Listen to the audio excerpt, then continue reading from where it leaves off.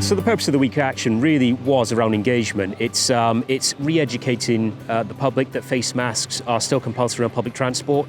It's important that we have that engagement. It's important that we explain to them why that's important, and it is preventing the spread of the virus. As passenger numbers increase, our role, along with Transport for Wales, is to make sure that people feel safe on their journeys, that they're inclined to use public transport. Really, really important.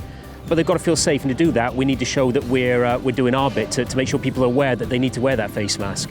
Since the changes in the legislation in Wales, we want to educate, all our customers and passengers.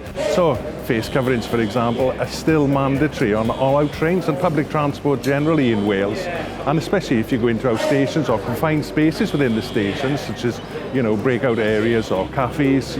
Keep wearing a face covering.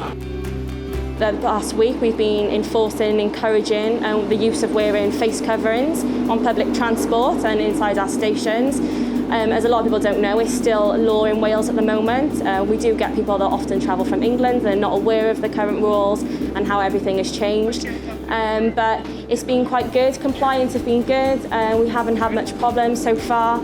We're just encouraging as we go along and encouraging people and making them understand that it's still very important to wear your face covering to protect yourself and members of the public.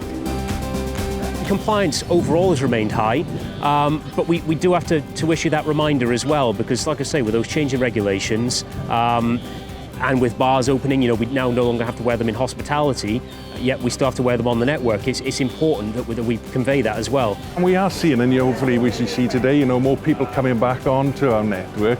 And we do want to reassure people, some people are exempt from wearing face coverings, so we've got to be respectful to those people that are exempt. But where we can, wear a face covering for your safety, for yourself, but for the comfort of other colleagues at work and our staff, but also for other passengers as well.